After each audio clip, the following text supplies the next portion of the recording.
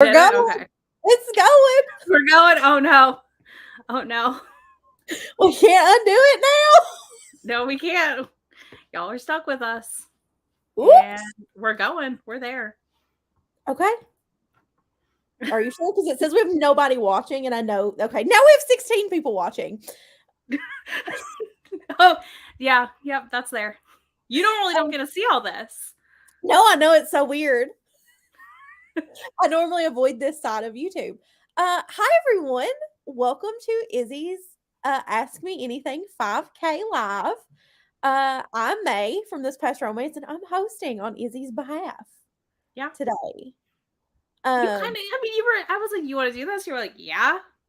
And I, like, progressively over the last 3 minutes have gotten even more excited. Oh, God. So I'm scared.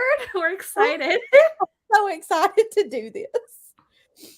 So, I'm going to pop some of these comments on the screen, and we're going to chit-chat for just a second. Yeah. We already talked about that. Hello. Bree. She has only seen, I think, 2 questions. 2 or 3. I read her one to make sure she was comfortable answering. Anything I thought she may not be comfortable answering on the internet was read by her. Otherwise, everything has only gone through me. Yep. So we should all be really excited because there are some really good questions. I even learned how to do banners for this. You're welcome. She did. I gave her access to my StreamYard, so this is a whole adventure. I am in right now. Yeah, it's a weird milestone. I don't know. Didn't feel like I'd be here already. This felt like a thing that would be like in November. I don't know. I'm so excited. I'm so excited to be the one hosting this. I'm so honored. I've told you that like 4 times. So it's I know. Fun. Yeah, you were telling your whole family about it today. I know, and I never tell my family about my YouTube stuff. So like my sister-in-law went and subscribed to me and Izzy today. This is so cute. She was like, "Can I watch?" And I was like, "I don't care." And she's like, "You never let me in on this." I know Bestie is watching. Bestie texted us a picture of her TV. Hi, Bestie. I'm not gonna say your name publicly on the internet. I also hope Mama Happy's watching. Mama Happy may be watching. She was really excited about this Thursday night, and I had to break her heart. Tell her it was not Thursday. Yeah. I was like, Mama, it is Saturday night. And she was like, no. I know she was logging into my Netflix earlier. Who knows? You better get that done before they shut you all down. Yay, welcome. Thanks everybody. It's such a I don't know how to express milestones on YouTube. They're always kind of weird because you don't feel like it's that many people because a lot of y'all are like regulars on lives and in my comments. So to me, it's like just a small bunch. And then I think about that many people in a room and I want to go throw up. My favorite is when I was reading through some of the comments and like people that submitted their names because some of the people didn't submit questions and they texted me their questions. So Izzy definitely does not know these questions, and I'm so excited about them. I'm so excited to reveal who the secret question person was. They did not tell me I couldn't reveal it, so I'm going to. I'm so excited. Did you ask them ahead of time? No, I don't think they'll care. If they care, they'll text me and I'll check before I read that question. Okay. They have time. Okay. But I was reading through some of these names and I was like, Izzy, who are these people? And I was like, I know who they are. They're in the comment section today. Where you are not. And I'm like, oh, I'm on members' lives. So yeah, they're in other lives. We don't do. I feel like us live is generally for members because we're usually looking a hot mess and reading. I always look a mess on members' lives. I popped some of these up already. I'm so sorry. Yeah, we're here. It's fine. We're always around. Thank you. Yeah, it's kind of just weird. It's wild.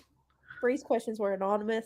Some of the questions were submitted with names that were also anonymous. And I still know who they are because it's kind of obvious when you read the question. Yeah. All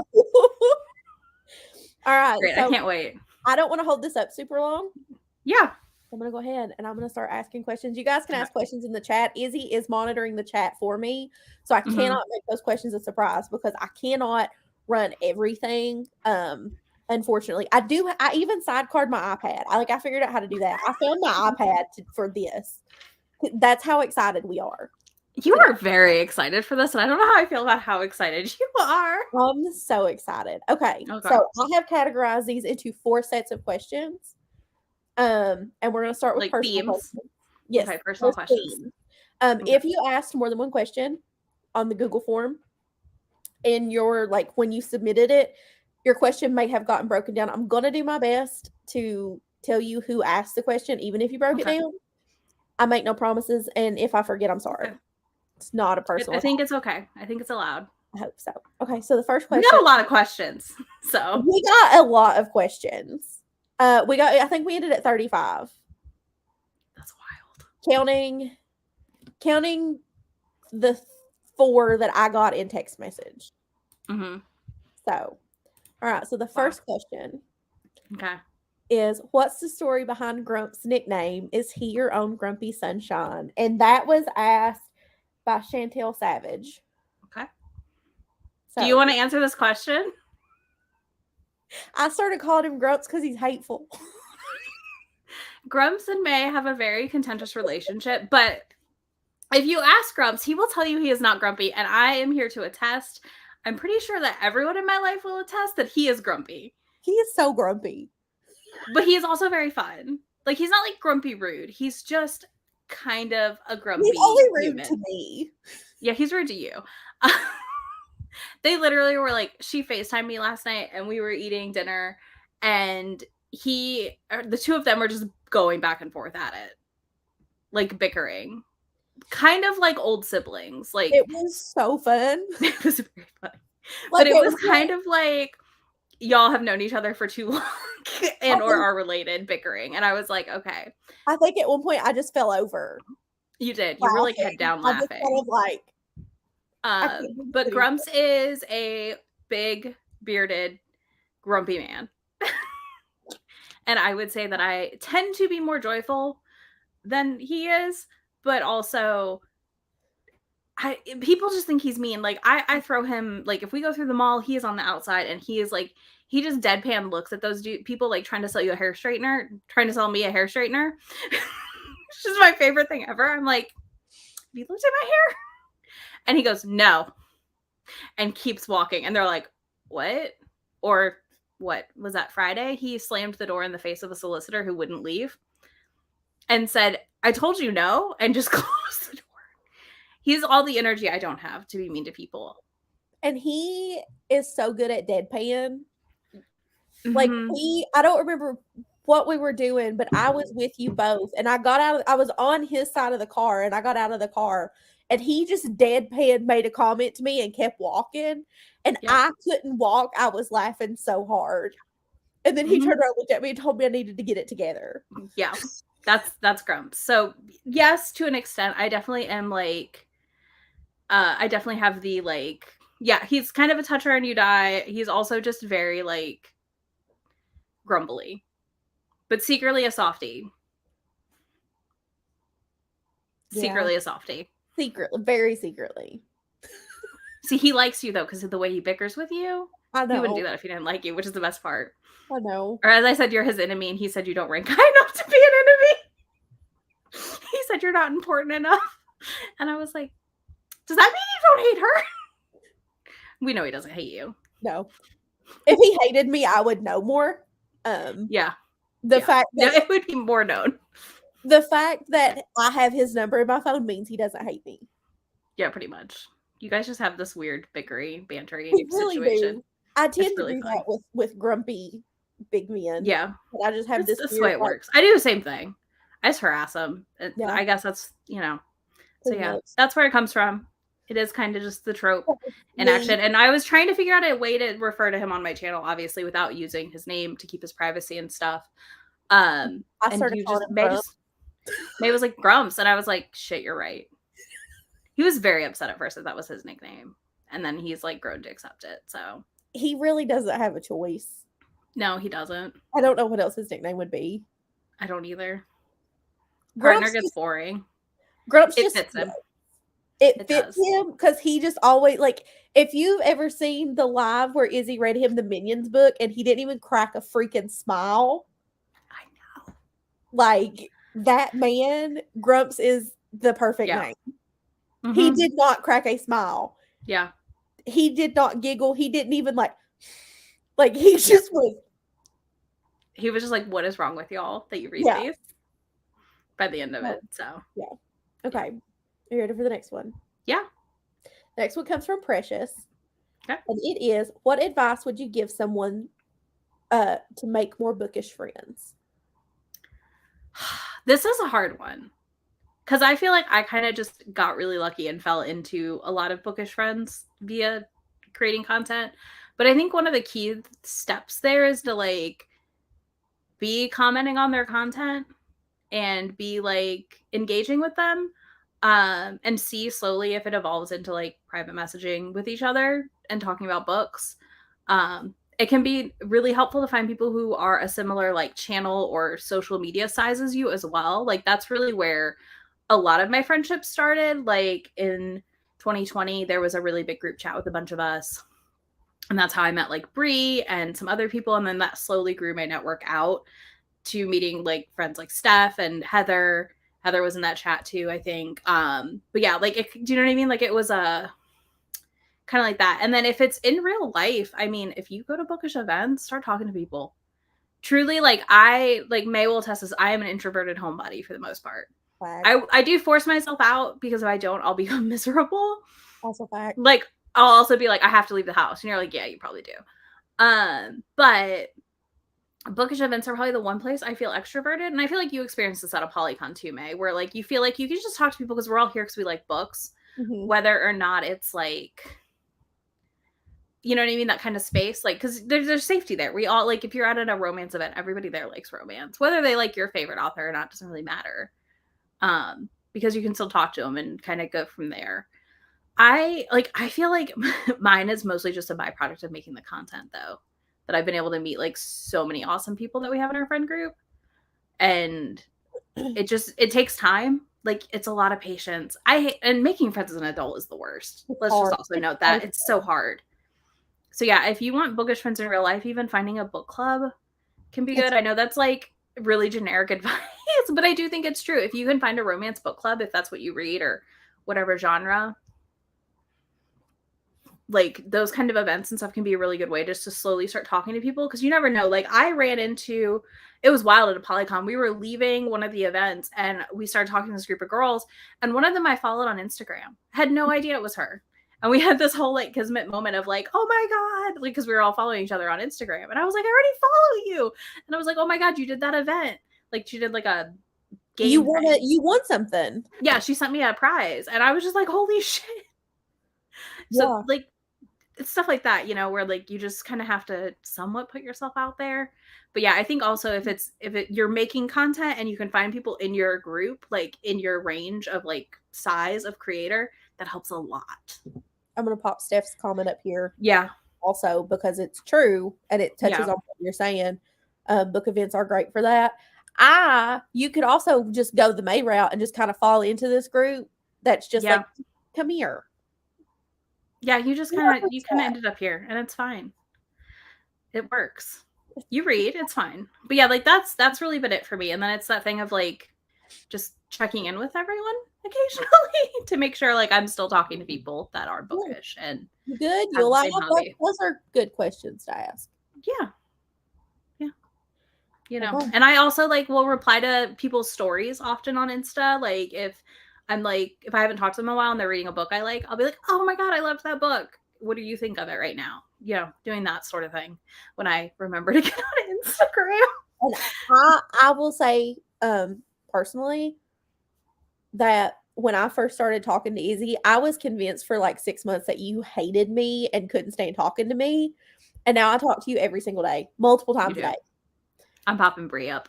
This exactly, Brie, checking in and being genuine is like massive. Like I feel like Robin over at Paperbacks and Planners, like I've gotten to know some through Steph and Heather and Brie, and I'm slowly like occasionally commenting on her stories. She's commenting on mine. I feel like, oh, okay, I'm becoming friends with you. Like, you know, it takes time, but like it's just an easy way to you slowly build that, if that makes sense.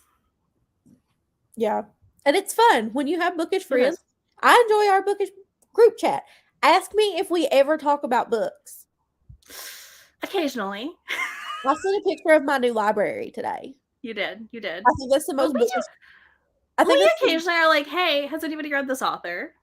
That or hey, did you all see this TikTok drama? Mm-hmm. Yeah, y'all do send me. You guys are like, Izzy, do you know about this? Izzy, have you tell me? Yeah, that does happen a lot too. Listen, that's fine. I know. She's sneaking around. I'm waiting for it just to fall over behind you. Sleep over the back of the couch. Yeah. I took a cushion from the other couch and sat in the floor so she'd have the whole couch when she got here. Nice. Yeah, exactly. It's like our Diamond Dogs chat. We talk about Ted Lasso a good bit. But it's also the meeting of the Diamond Dogs. That's the whole. This was just so we don't clog a group chat. Well, yeah, because not everybody is watching our show, watching our boys. What did she drop? My head slid. Okay. I'm so sorry. I'm trying to be professional. I was trying to show you my shirt. I know. I saw you were in it. And I was like, yes. I'm in a dress because we ran errands today. So I was like, I'll keep the dress on. I've been moving today. So. I know. And I'm proud of you for still being here to do this. Thank you. It was a stressful day. Okay. You ready for question 3? Yep. This comes from Steph. Top 3 places anywhere in the world that you'd like to visit. Japan for sure. Which, like, who doesn't want to go to Japan?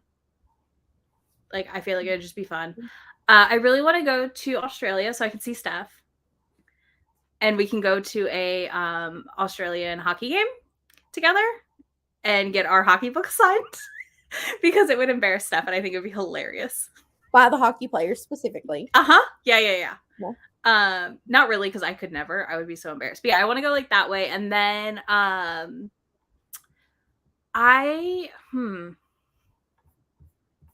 lumping Australia and New Zealand together. I know they're not the same place, but if I had that direction, I'm doing both. If that makes sense. And I don't know where else. I would like to do more of Europe. I've only done like tell her to move her feet. She's giving free feet on the internet. He said I've been wanting to sell feet pics. Where else? I don't know. I think like maybe more inward parts of Europe when things are less an issue with Russia. But like I think it'd be really fun to go that way more. I don't know. Maybe I'm that person who is like, I'll go anywhere. I'll go anywhere once. So and you know what? That's a fact. You are. It is. I am that. Like, it's really hard for us to plan trips because I'm always willing to pretty much go anywhere. But yeah, I mean, for me doing that stuff, I do want to do like some more of the national parks in the States, but like I'm not a hiker, so it's kind of just going to be standing and staring at a thing and walking away because I would break a bone. Same. Hold on. I wish teleporting existed because to get Grumps to Australia with me is going to be a whole ordeal. Because he will not fit in economy. Oh, that'll be so fun. We have to get business class to go like pretty much anywhere more than 6 hours. So it's going to be a fun time. But yeah, I really want to do New Zealand and Australia and stuff like that. And Japan. I want to go west, I guess, from where I currently live. Fair. I've done a lot of the East Coast in my life. Because I've mostly lived east of the Mississippi in my like handfuls of states I've lived in now. I think we're over 10, so. Okay, you ready for the next one? Yes. Okay, this one's also from Steph. Okay. That is, if you could have any animal for a pet, what would it be? You know this? Do I know this? I don't know that I know this. I don't think you do. A pig. Hands down a pig. I feel like I knew that. I do feel like I knew that because I feel like we had this discussion. The other day we were driving home and there's some houses by us that have chickens that just like roam, of course, because we live out in the country. But there was a pig on the side of the road, like just a potbelly pig, and I started screaming. Grumps was like, "What is your problem?" I'm like, "There's a potbelly pig!" And he was like, "I didn't see it." Thank you. I believe this. My sister-in-law's like this with cows. Yeah. I love Steph. She thought she knew, but she forgot. I did. I really feel like I knew that.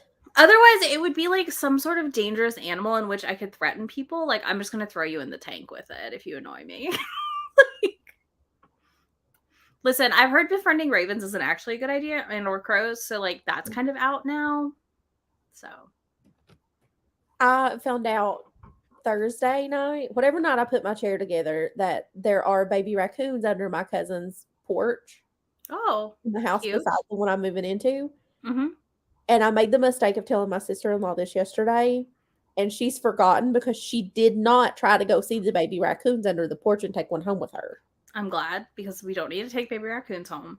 Pigs are actually like semi-domesticated, so like it's not like a wild plan on my part. My sister-in-law told me that she wants an emu. Is that the mean bird that like attacks people? Listen, I would never get a pig because I don't want to deal with the mess. That's like the mess of like farm animals. I couldn't do it. Yeah. If anyone's going to domesticate it, it's going to be my sister-in-law. I'd probably be right there with her, honestly, if I wouldn't have to tell you the messy bits. So, yeah. All right, you ready for the next one? Yep. What games on the Nintendo Switch do you recommend? And I feel like I have the person that asked this question. So you can start answering and I will find it as soon as my message. Turnip Boy Commits Tax Evasion or whatever that one's called. It's really fun, easy, chill, like adventure game. A Little to the Left I'm obsessed with right now. I've been playing a lot of. What else? See, I feel like I haven't been playing my Switch enough lately is the other thing. I'm trying to play it more again. Animal Crossing is so fun, but like also maybe less fun now because I don't know if as many people are playing it. So you can't like do as much of the trading and like visiting. What else? And I'm sorry, that question was anonymous. There was no name attached to it. I just thought there was. That's fine. No, you're fine. I'm trying to think. I don't know, I just bought the Phoenix Wright trilogy for $10, so I can play those. Those are fun. I am not playing the new Zelda game because I never finished Breath of the Wild, and I can't decide if I should go back and finish that or if I should just say screw it and play Tears of the Kingdom. I will say that she did almost buy the Zelda game yesterday because we talked about it. Because she showed me what she did buy, and I said, I thought you put that back. And she was like, no, I put the game back. Hey, May, your book came in at the library, the romantic comedy one. Oh, yay. Sorry, I just got the notification.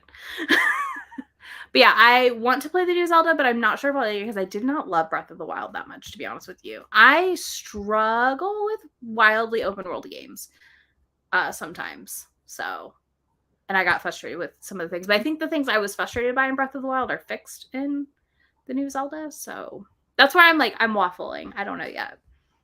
I just keep seeing the abuse people are ladling to the Karoks or whatever, and it makes me sad. But then I also see the weird contraptions people build. Like, people have built, like, airplanes, basically, in this game. And I'm like, that's not the game I'd be playing. I never played Zelda. I was a Mario guy. And I was really bad at Mario. I've only gotten good at Mario in my late 20s. Okay. And my nephew hates it. And I did just download Cozy Grove as well to try. So I will be playing that soon. Fine. That's my current. Oh, Spiritfarer. That's another one I really like. But it will make you cry. So. Okay, May. Ready whenever you are. You ready? Yep. The next one is the one that I prepped you for. Okay. And that is, can you share your queer journey? As a late bloomer bi, I feel solidarity and would love to know how you realized your own journey or process. And I'm going to tell you who asked this question. I did not. I don't know what my phone just did. That was weird. For once, it was not me. No, I set my phone down and CapCut opened. Weird. And started playing a sound. That was weird. Okay. If I do not put the name right, I'm so sorry. Okay. Anisha. Okay. Wants to know about your queer journey. This is a weird one because I don't feel like I'm a super like introspective person, if that makes sense always. But I think I've always felt attraction to my gender and other, which the bi part of bi stands for. And I think that part like really maybe more middle school, high school, puberty, when you start like feeling feelings for people became more prevalent and apparent to me. And I've always just been, I feel like it took me a long time to be more vocal about my identity, if that makes sense, than it did for me to like realize it. It's definitely been a process. And like, I banter back between bi and queer because like both feel right to me in that way. And I struggle sometimes too with it just because like when I was coming up as a teen and in my early 20s, I feel like bi erasure was huge and biphobia was huge. And it was just like a real weird situation at times on the internet and in the world. I know you have no idea, Mae, but I don't. I know. And it for solidarity. Okay. Yeah, I know, you're good. And it's one of the things too where I realized like I know one of my realizations was, wait, you mean everyone doesn't just think like there's cute people and everything? like the really generic like thing of realizing you're not straight, of being like, wait, you mean not everybody thinks other people are cute, like across the board? That's honest to God the most Izzy statement. But it's true, like it's such a like that's how I've always felt. So I just like it did take me a while to like put together the words for the thing. And then it's always weird just because like I am in such a cis presenting relationship, which I think in some ways makes me more vocal about it because like at the same time I can be, because it's safer, we'll say, to a lot of people, are more palatable at the very least. But yeah, it's just, I don't know, it's one of those things, and I feel like I'm always evolving with it, if that makes sense too. Like I want to read like the Bi Manifesto this year. And a new book came out about the history of bi, and I really want to read that as well. I did not know. I don't know. Does that feel like an appropriate answer? I don't know. Listen, that's why I told you it was a question. There were very few that you got to know beforehand. This I know. Was one of them. I know. I mean, we weren't answering it. Yeah. It's weird. And I will say this. I know a lot of my friends have been late bloomer queer and bi people. I know so many people now that are in the later group, and it's really cute. I love it for everyone. I'm like, get so excited that they figured it out and, are exploring that identity. We're always learning. Yeah. Okay. Ready for the next set of questions? Yes. These are all specifically about BookTube or YouTube or YouTube. But didn't you miss one? Because there was another one you prepped me for. I don't think so. Okay. See, Bree understands me. Bree understands me. Sorry. I told you it was the most Izzy way of figuring it out that I've ever heard. Some of them might be in the last category of questions that we've discussed. Okay. So, okay. The first question. Do you have a typical job, and what kind of work, or is YouTube? Okay. That's where, this is the one I was wondering where it was. Yeah. Yeah. I messaged you to be like, wait, this one. So I do not have a full-time job. Part of our move to Tennessee was that I would not continue to work because of Grumps' job and the requirements within his job that are, I'm not going to talk about publicly on the internet for reasons, but my members know and my friends know why. But yeah, part of the move was that I would just stop because I got laid off right before COVID basically hit. And then kind of stopped working for a while there and have just kind of was going to start again, but like obviously in COVID it was a mess. And then we moved. So we just kind of were like, Tennessee doesn't have a state income tax, so that helps a lot. But I also will caveat, I do not consider YouTube full-time. Because I don't foresee myself ever making a full-time income on YouTube. You know, I make $1,200 to $1,500 a year on my channel. That's plenty to live on. What are you talking about? Yeah, I can totally live on $1,200. Yeah, $1,200 a year, completely. So that's the other thing is like I do this because I enjoy it, and if I didn't enjoy it, I'd just stop. You know, like I have to find this fun to do it, but it's not like a work commitment thing. But yeah, with Grumps' job and stuff, it's very stressful, and we've found when I also was working, it wasn't good for our marriage because there's too much to do at home and work to like get it all done. So I do get to, you know, have the privilege of just kind of chilling a lot.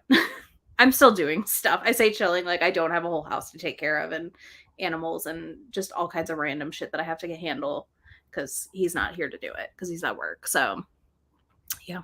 But yeah, YouTube, I don't know. I mean, I guess there could come a point that YouTube would be considered a full-time job for me, but I don't know how at this stage.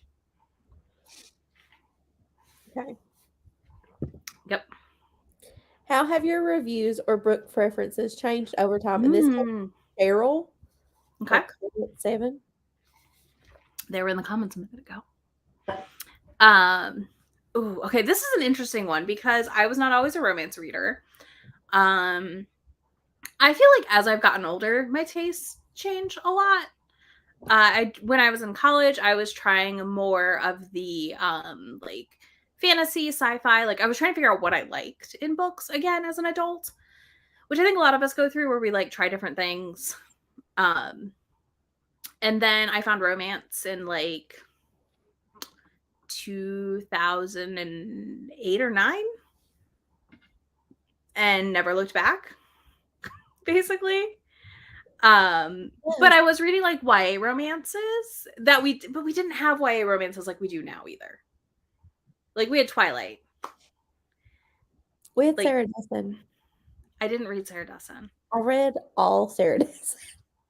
I didn't read Sarah Dessen, but like I had like Twilight and like, you know, I was reading the usual middle grade titles of authors that are now an issue, because they're shitty. Like both of them, like Unfortunate Events and She Who Shall Not Be Named. Oh, I was like, who's the other one? Yeah. And I read a lot of those, and like, I mean, I was reading Hunger Games when that was coming out too. And I just kind of have slowly like evolved, but like at the same time, like I came in during paranormal craze romance also. And I think that's definitely shaped a lot of my reading. Preference wise, I think it depends. Like I have less patience for dumb third act breakups than I used to. I feel like I've become quicker. I'm not the best at this. I'm no Heather, but I'm better at DNFing books than I used to be. Especially because of content, because sometimes you have to DNF a book so you could make the video you need to make. Like if you're trying to do a rec video and you aren't liking a book, like why would you finish it? You're not going to wreck it. So that's where it really comes in, I feel like, for me. But yeah, that's about it for that one. I don't know. Okay. Same person asked the next question. They also, I want to read the note that they put with it. So first of all, congratulations. I'm super happy for you. I can still remember how your channel was referred to me by Jess for all the tea in the romance community. There's more to that, but I can't see it because I have my stuff blown up because my glasses are there. And she also said, thank you for taking time to offer this to your subscribers. Oh, Bill, you're welcome. The next question. I love Jess. Yes. Is how has the book community shaped you from a single digit subscriber / content creator? I don't know. I mean, Romancelandia has been instrumental to my growth of my channel. By no means like can I discount that, and I have been doing that since 2020. You've done it on you. It was when the RWA exploded. Like it's been a while, y'all. I've been doing like it's been a while. I cannot remember the first Romancelandia off the top of my head. I'm gonna have to go look. But I think for me, if anything, like the biggest benefit from the book community I've had is finding so many people that love romance as much as I do. And then also being able to like get so many amazing book recs from like viewers and friends who make content and stuff, because like truly, yeah, 3 years ago, so 2020-ish. Late 2019. I think it was like December 2019 Romancelandia started. Okay. Because it was in December-ish that the RWA exploded. But yeah, like I think that part has been my favorite like thing, and the thing that shifted me a lot, and also exposed me to a lot of new authors and books to read and try, which is the best. And Izzy is the one that will try most things. I will try just about anything. And if she won't try it, she bullies me into it. I only make you try the weird contemporaries, though. I don't make you try like a weird monster book. That's true. That's because you know that I will never read it. I know.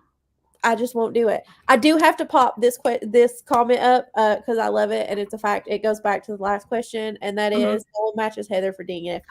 Heather is enviable at her ability to DNF books. Will DNF a book faster than you can blink. I've never met someone that DNFs a book like Heather. And I love it. I love it. Like, I envy her so much for this, y'all. She does not care to tell you that she DNF'd a book. She does not care to be like... I mean, I don't care to tell people I DNF'd it either, but... But it's the way she does it. No, I know. So she's just like... Yeah. And it's wonderful. Heather's great. Heather, we love you. Did you see the other bookish question we got earlier? Yeah. Okay. I just wanted to ask. I threw it in the private chat too, just in case it gets lost. But I'm gonna put it in the next category. Okay. Just being sure. I did see it because I got notifications. I'm not used to it on this side of the stream, y'all. I know. That's the I asked. I don't normally run these things. I'm usually just a participant. You don't. The next question. I don't think had a person attached to it. Okay. But it is where will you take this channel with the next 5K subscribers? I don't know.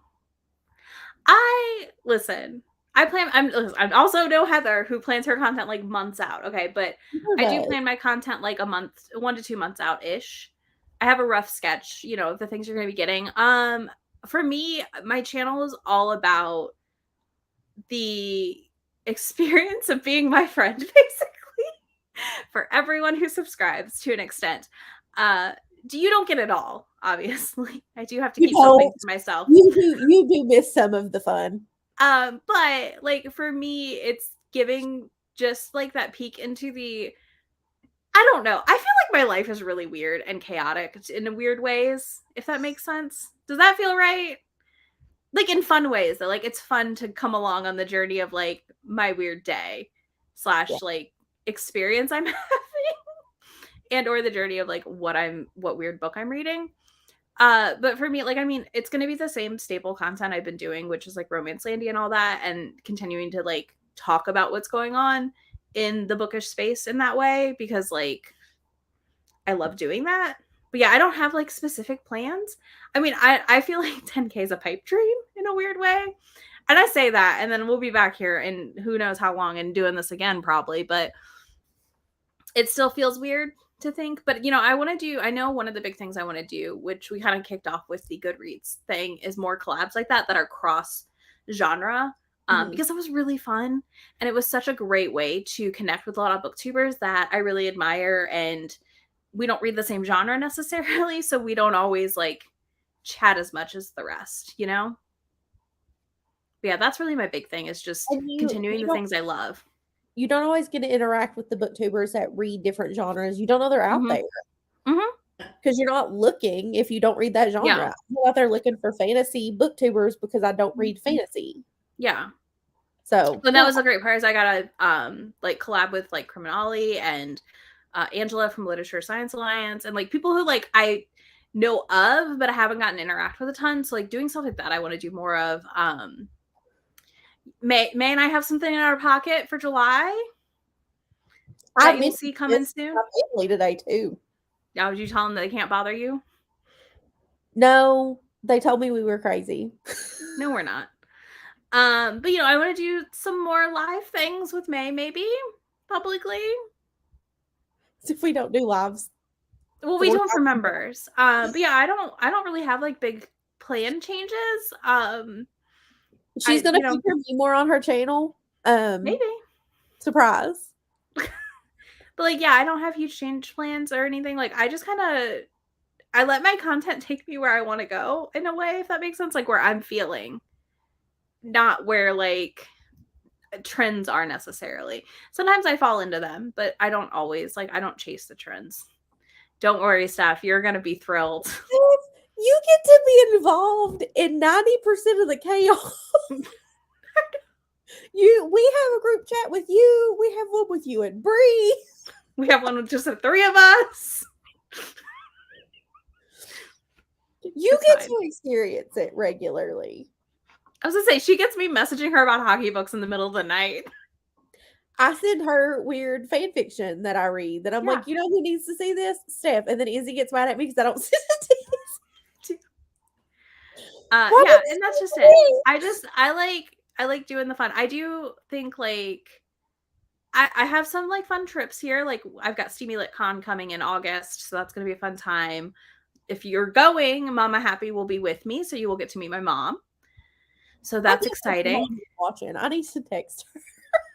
Oh, oops. I forgot to. But yeah, Mama Happy will be there, so you'll get to meet me and Mama Happy. And I cannot tell you how much I love Izzy's mom. I tell Izzy at least 4 times a week, I just love your mom.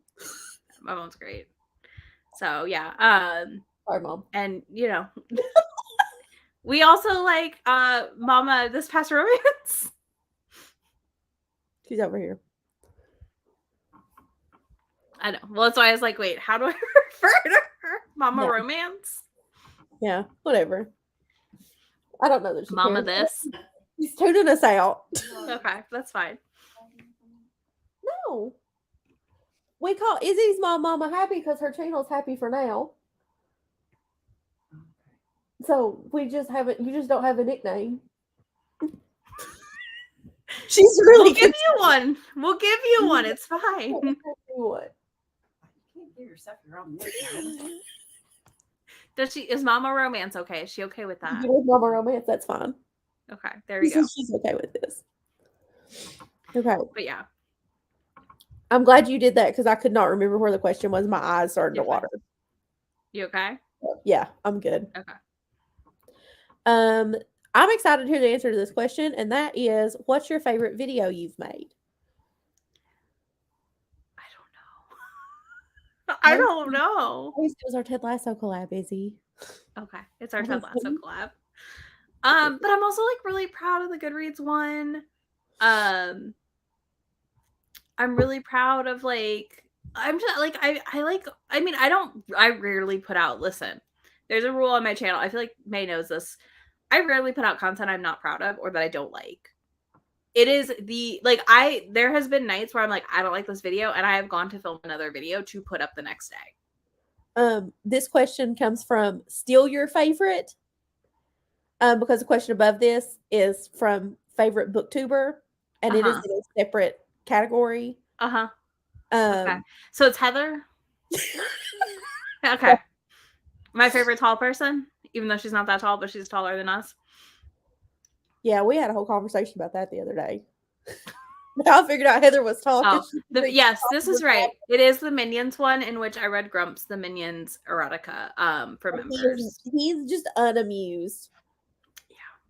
It's my life. Yeah. I'm very funny. I think you are. That's all that matters. I'm funny. So maybe funny. So maybe we're both biased. It's fine. It's fine. Let me find out who sent this question because this is a good question too. Sorry. You're fine.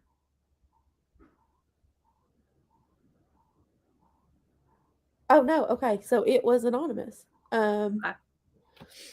As your channel continues to grow, do you have any particular projects that you'd like to do that you felt you couldn't previously do due to the size of your audience? I feel like once you're over 1,000-ish, it's pretty easy to like kind of do whatever you want to some extent because it's easier to like show up and search for things. I don't know. Like, I mean, I feel like I've leaned heavier into my vlogs because, like, obviously I got rid of mid-month wrap-ups and like don't do current reads or anything. What are you laughing at? Your mom's watching. Oh, hi, Mom. She texted me and I love you too.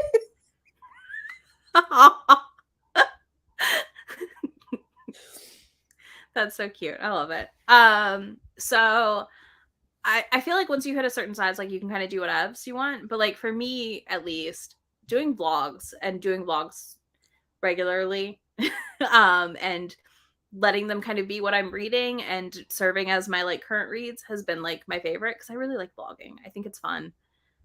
Even when I don't do a ton in the week, I think it's fun to like bring you along as I read a book, even if it's not super bananas, you know? She reads a lot of bananas books. I do. Yes. But yeah, I don't think I have anything in particular in mind. I have a dream video, which I've talked to you about this, May, I think, where I want to read all the books that Beard reads in Ted Lasso, but I know I would never finish all the books, is the problem. We've discussed this. I want to read all the books that Ted reads in Ted Lasso. Mm-hmm. 0.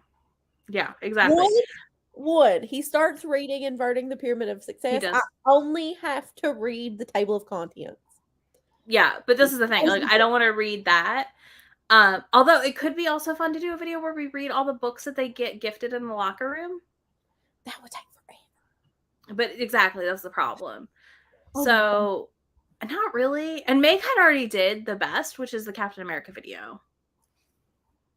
That's my most proud video. Not that anyone cares. Yeah.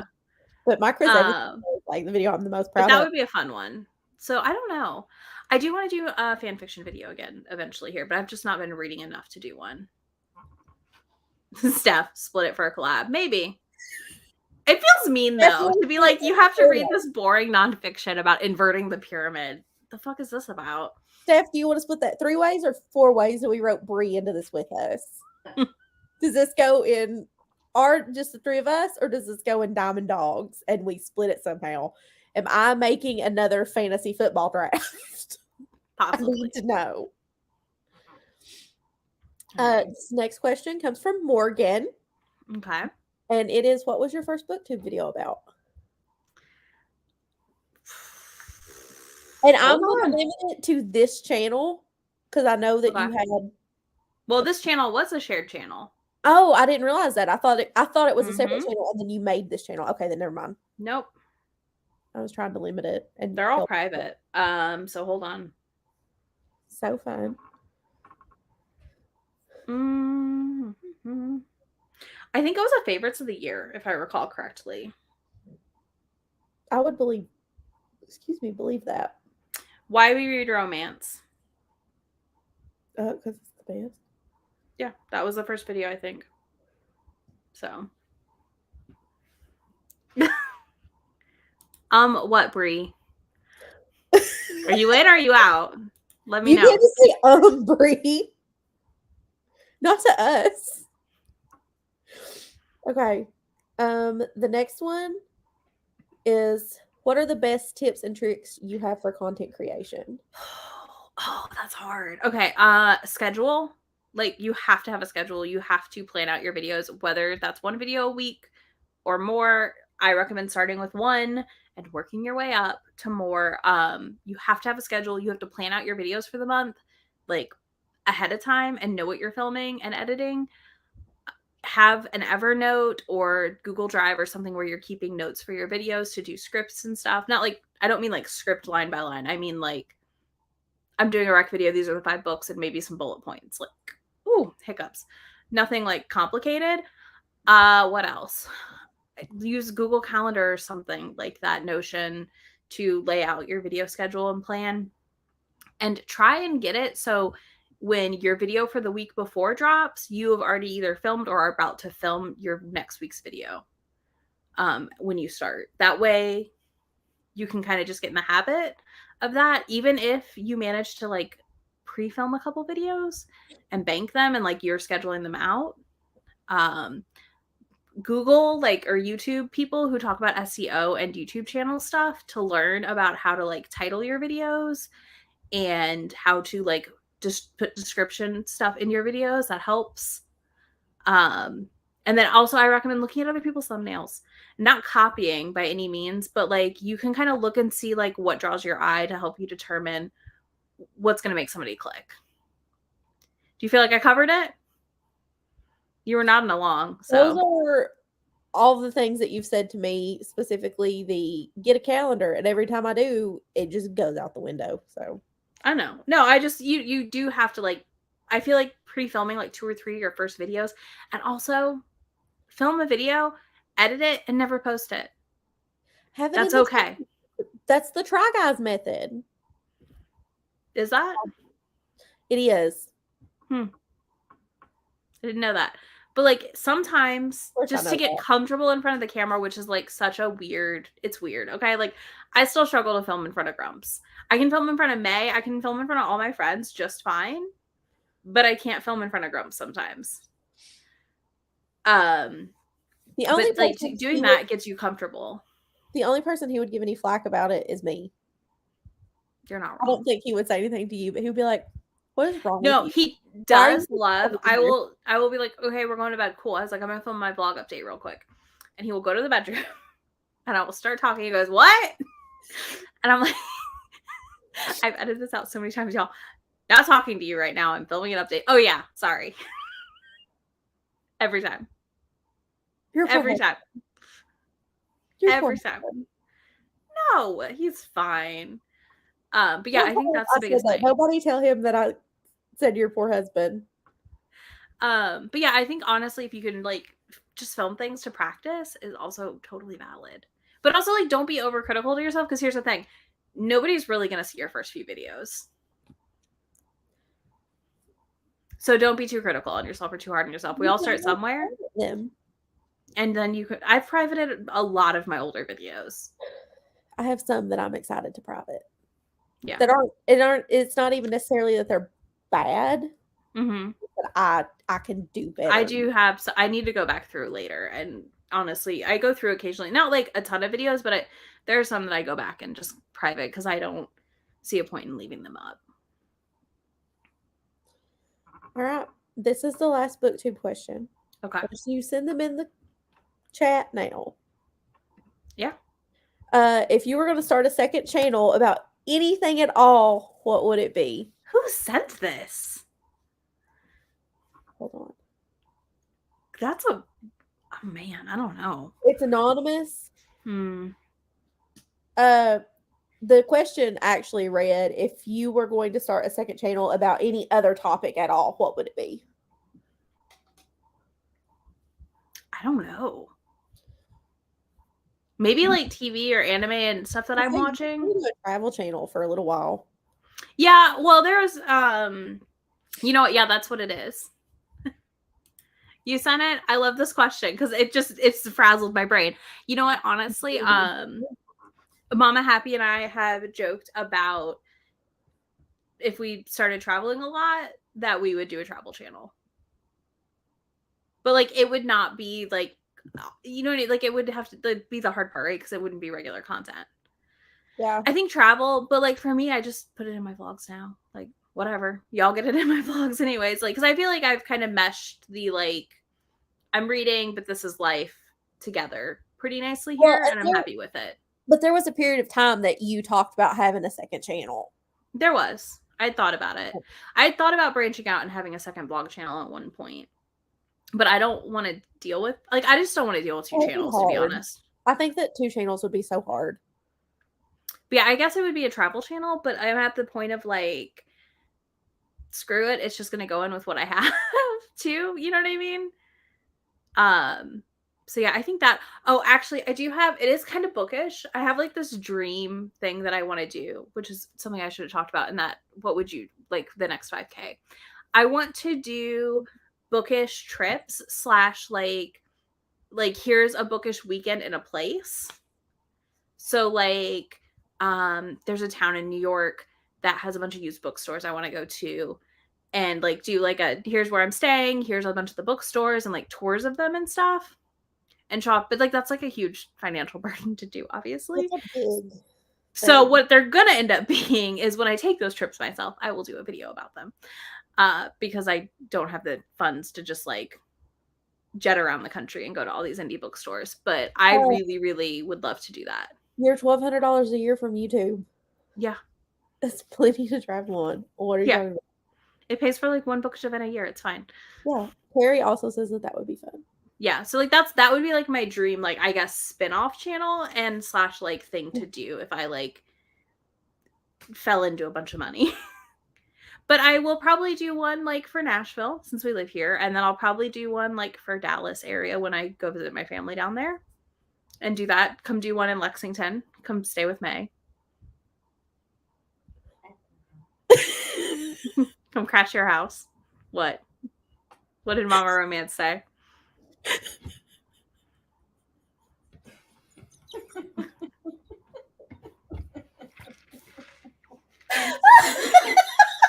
What? We didn't hear her. Papa. Yes. It's fine. He'll like me. We'll get along great. I love her. Because you're new. I know.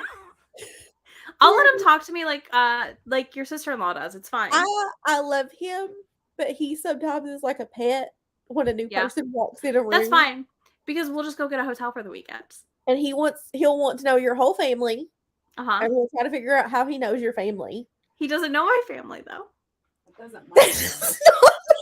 I can't wait to stump him. Do y'all know how hard I'm gonna stump that man? No, because he won't make it up that he knows your family. Yeah. He's the one who thought you were coming down here to a lot of something, right? He thought I was really unsafe going to Murfreesboro. Okay. So I'll just make sure to leave that part. Yes, I am talking about the one I think in the Catskills. It's south of Albany. Grumps goes there for work sometimes, like near there. Not right there, but out that way. So we've talked about doing a little trip. But yeah, I want to do that. I really think that'd be fun. I'm glad you're here to give additional commentary. I think you're fine. Better. It's funny. Okay. Our next category are specifically about books. Okay. Oh boy. So the first one is anonymous. Okay. If you could go on an adventure in any book world, what book would you pick and why? The Mead Mishaps books, where they are like in the like weird fantasy world with the weird dragons and werewolves and all that. I think because it feels safe, first of all, for a fantasy setting. Most fantasy settings don't feel that safe. I mean, it's not super safe, but safer than most fantasy settings. I'm not going to space. Like I was on the Ice Planet Barbarians podcast, and they were like, would you survive on a Hoth? And I said, no, I'd roll over and die. Immediately. I would just like, take me out. Take me out. Did you see Bree's proud of you, your favorite? Thank you. I worked really hard on it. She did. I did. I made a Google Doc. I wrote these questions down. I organized them. I did all of this myself. You did. I never do this kind of thing, Mom. I would never know. She's proud of you too. I know. Always. Okay. That's when you say, no, I'm not. She's not going to do that on camera. I know. The next question is also anonymous. So if you're here and you want to tell us that you asked it, like, go for it. Has there ever been a book you've read that you've hesitated to say that you've read? No, I don't think so.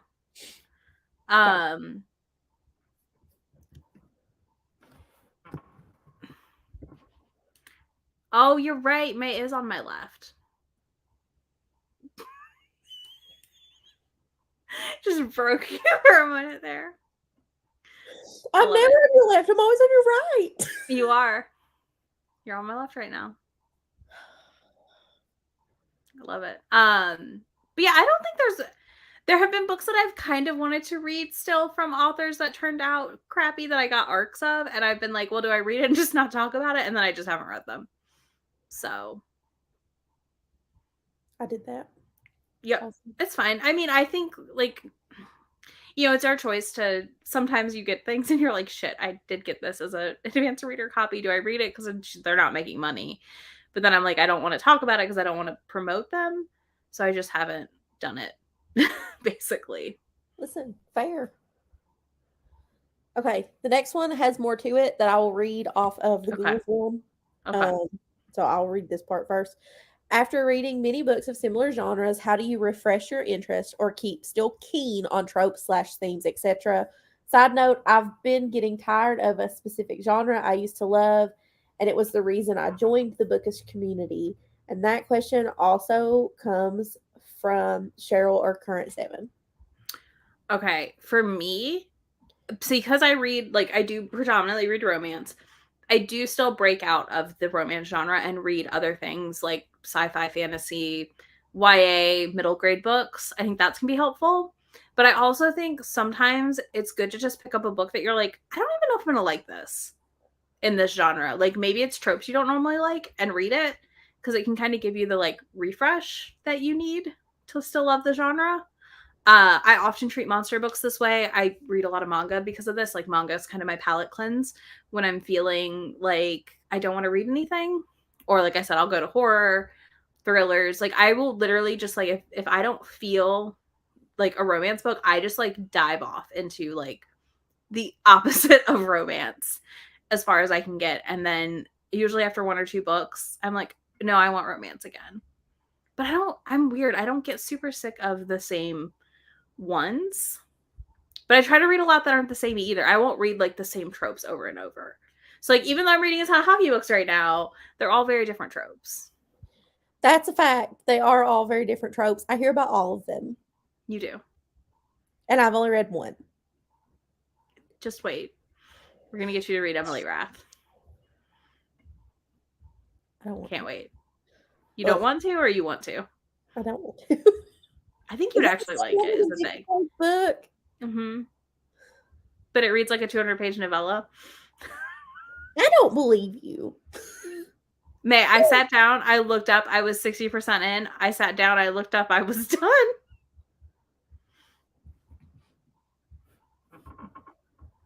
I still have the book that Steph agrees with me. Steph always agrees with you. Mom just texted me yes. Okay. Your mom also texted me yes.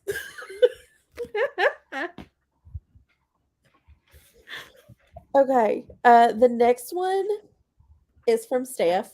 And it is book or author you think is criminally underrated and deserves more hype. Go watch my last video. Don't say Emily Rath. No, it's not Emily Rath. No. Emily Rath. No, she's big right now. Like, I could never say her. Oh, who? Did she just text you? Your mom? Yeah. No. Okay. Well, I can't say it on the live, but I'll tell you later. Oh no. No, it's good. It's funny. Okay. Hold on. I'm gonna go sort my Goodreads by number of ratings.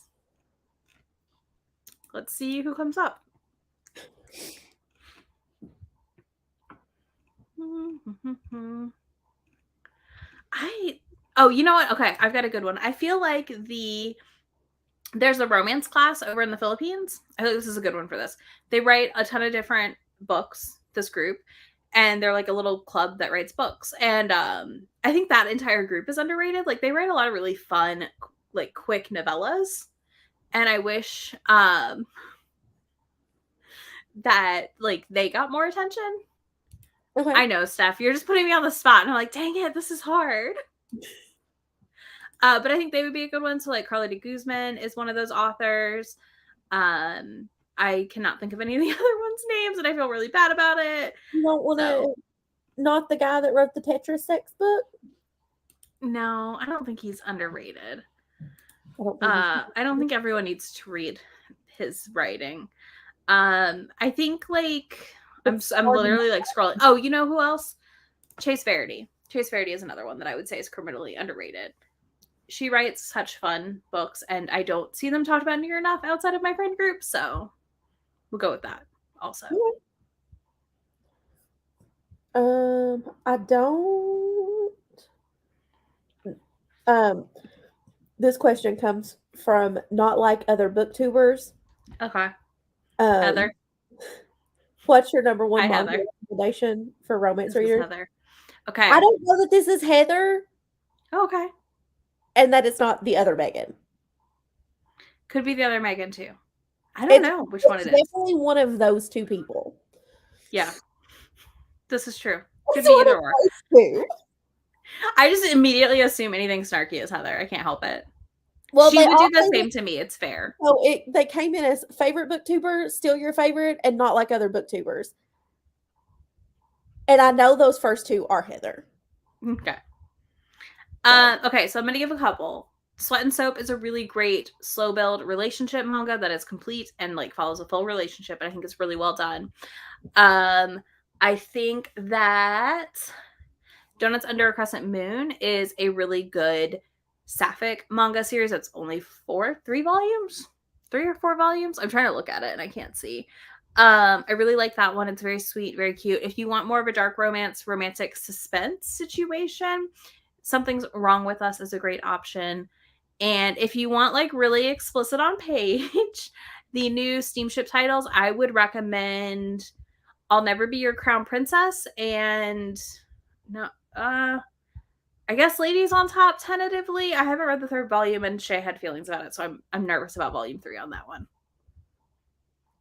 I just want you to know that I recognize all of those titles. I'm very proud of you. Yes. Where is Heather right now is the real question I have. Go harass her in the group chat, Brie. She won't look at it for 6 weeks. But you can still harass her. It's several for different kinds of interests, though. I feel like that's fair. It's different. It's like these questions are broken down. Mm-hmm. Listen, I can't give one like generic recommendation for that because like everybody wants something different. That's fair. It's like, what romance do you recommend? Like, what do you want? Exactly. That's like the girl in the bookstore that day. What romance book do you recommend? What do you read? What have you read? Yeah, like it's like, what are you looking for? Are you contemporary, historical, fantasy? Here's one that I'm going to pop up on the screen. Since you mentioned this group from the Philippines, are there any other romance authors you'd recommend who aren't based in an English-speaking country? Zen Chow wrote Sorcerer to the Crown that I really liked, and they are in France, I believe, and Vietnamese. I think that's right. Off the top of my head, besides the romance class from the Philippines, I don't know a ton. Honestly, I feel like most of them are English speaking. Are they a fantasy author? Yeah, they're like a fantasy romance. Is it Malaysian? Okay, I was like, it's something. Author. Yeah. So, I think they were in France. Or no, I'm thinking of. That's not who I'm thinking of. That is the wrong person. I'm looking at the book on my shelf. Oh my gosh, what is her name? Hold on. I've talked about her before. There's another one. They both write fantasy books, and I think the other. What is her name? Oh my god, I can see the book cover in my head, May. This is the worst. I don't know. If you tell me. Yeah, I can't say her name. I'm going to say it wrong. It's a problem. It's like it's like Aliette or something like that. Oh, okay, here it is. I found it. Aliette de Bodard. Yes. Okay, you got it. There we go. I'm looking at Sorcerer to the Crown, and I was like, that one. And then I was like, yes, this. This is who I'm thinking of. This is the other one I know of off the top of my head that does like romance-esque stuff. I really like their writing as well. And I don't know why my brain mixed her and Zen Cho up. Probably because I just got another one. I think Zen just announced a new book. And I'm probably thinking about that. But yeah. And I'm literally staring at Zen's book right now. So yeah. This is another one that I know of that is non-English. See, the problem is I know a lot of like American-based authors, but they're all English speaking. Fair. So. Okay, we have one last question in the books category, and then we get into my favorite category. So yes. And you're going to be really proud of me. Okay.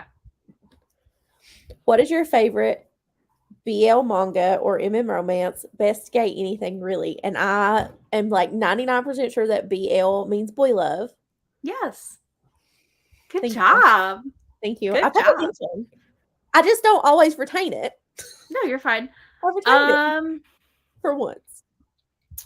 Ooh, the Other World's books depend on the bean counter is probably my favorite BL manga right now. I have to read volume 3 still, but it's really cute. MM romance, I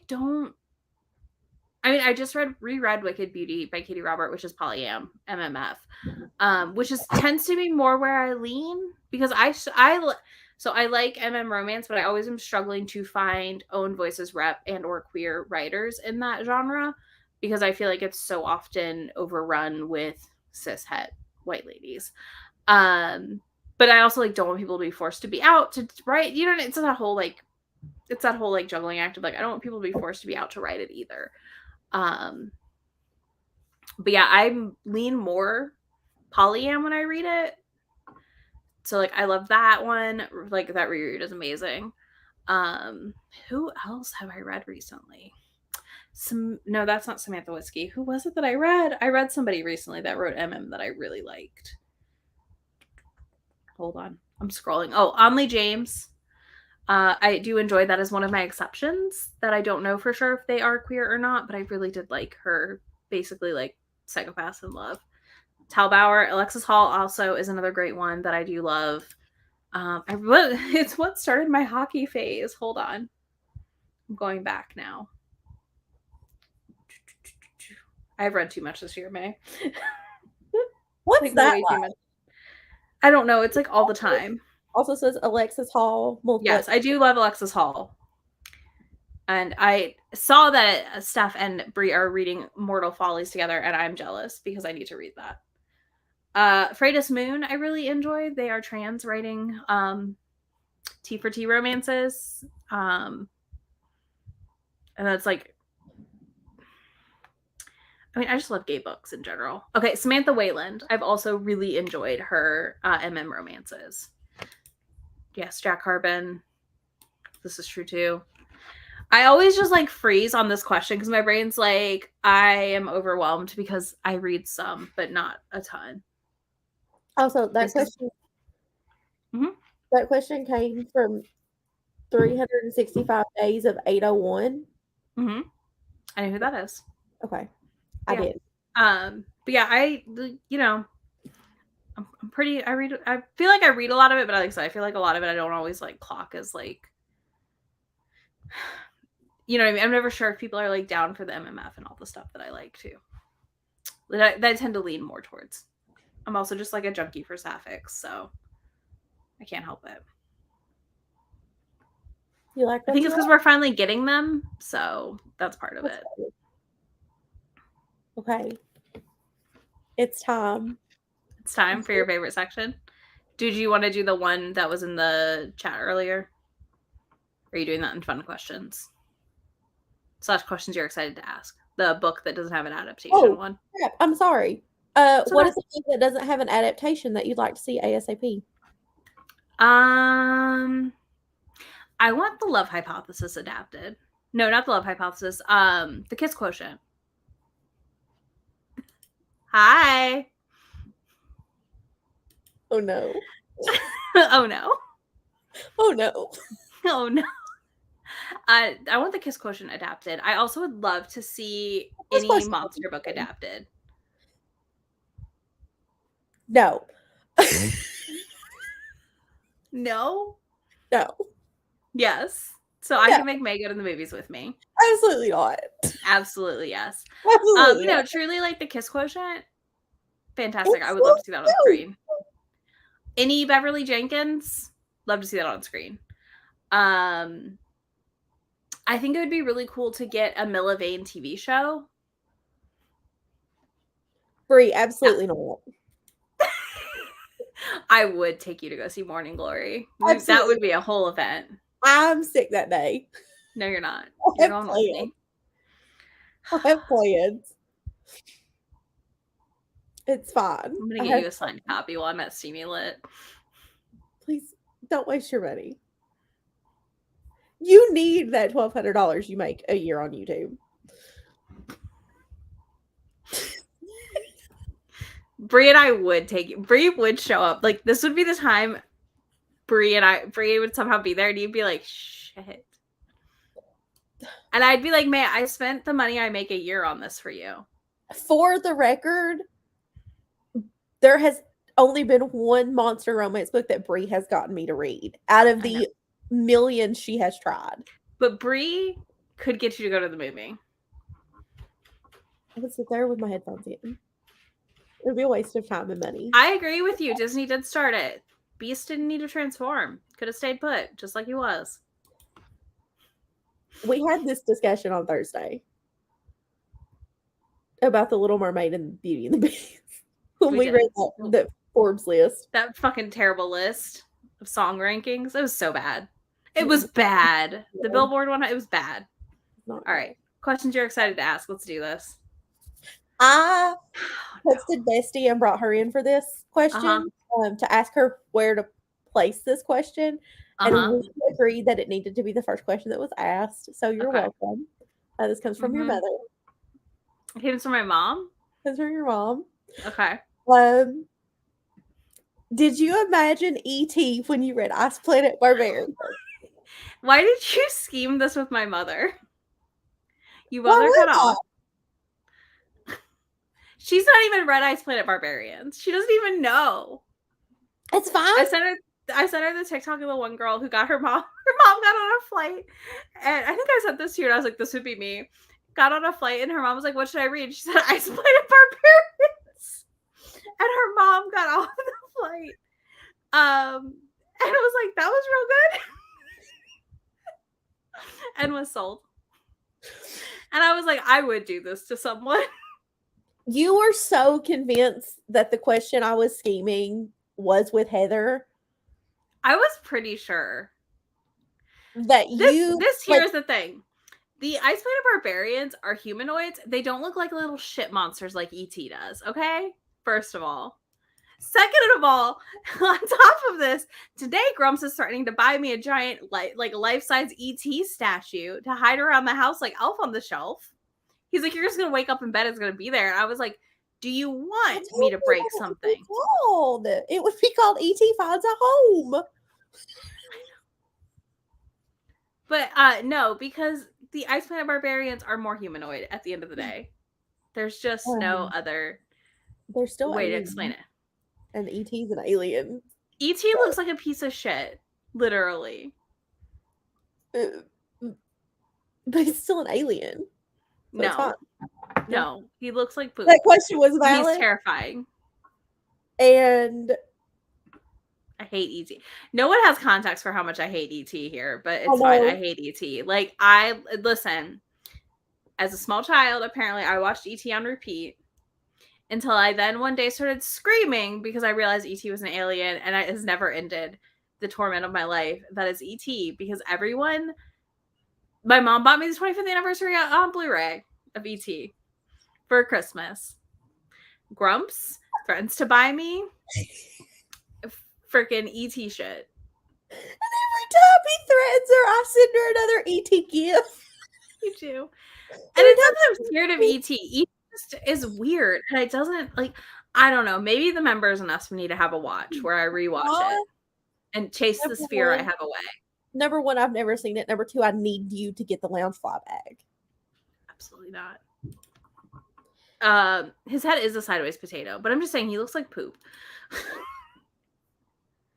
You know what? There is ET erotica somewhere online, and we don't need to read about the glowing fingers of this weird child alien thing. That is inappropriate. Brie, I need this to be on one of your live shows where we read weird things. Just for Izzy. Thank you. I know you're here. I know you're watching. Wow. I cannot believe my own mother betrayed me like this. I can't wait to get you back. I'm gonna do one of these. I don't trust you. I will get you back at some point. Don't worry. I'm waiting on your mom to text me now.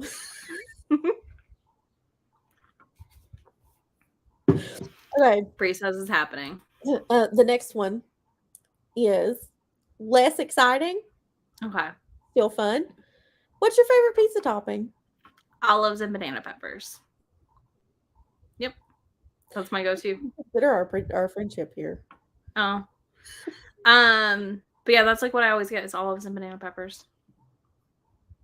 It's like my go-to. And then I'll like throw random meat on. I rotate it. Okay. It started in college. That was like our late night study pizza that like didn't give me heartburn or upset tummy. From the Hungry Howie's down the road. So I miss Hungry Howie's. we got one right here, not far from us, I think. Is it here or was that in Charlotte? I don't remember. Anyways. They were all over Myrtle Beach. They were all over South Georgia when I was going to college too. But yeah, like it just was that default, like more than a cheese pizza. Because I don't want just a cheese pizza. So, and I love olives. Your mom said I did a good job. Okay. It's fine. Okay. The next question. I'm not going to tell you who this is from. Okay. You get to guess. Why is Bucky's? This is from Heather. Yes. Why is Bucky's? Why is Bucky's what? Bucky's is amazing. It is from your favorite booktuber. Okay. Yeah, that's Heather. My mom sent me a kiss emoji. I'm not answering your phone calls this week, Mom. Yes, you will. Tammy, if she... Mama happy she doesn't answer your calls, you call me. It's fine. Heather says she's a popular influencer.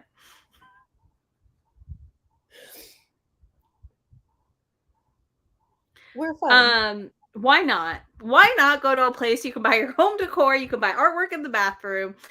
You can buy branded bathing suits. Branded bathing suits, your sweatsuit, your towel, your blanket. Listen, what do you need? They got it. It's fine.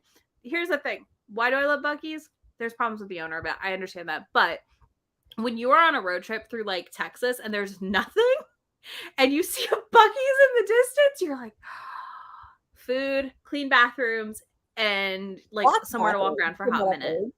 Lots of bathrooms and clean. Have you still not been? Wow. We got to take you down to Richmond. Tell my grandparents. They're opening one on the way to me. Too. So like if you drive down here in like 2 years, they'll have one on the way to Nashville. They have one on the way to Pigeon Forge. Mm-hmm. They have one in Pigeon Forge. Yeah, they do. That's the biggest one right now. But yeah, that's why. That's why Bucky's. It is a beacon of light. Bessie just said we're taking me to Bucky's. I was supposed to go last April. Mm-hmm. And that plan just got shot.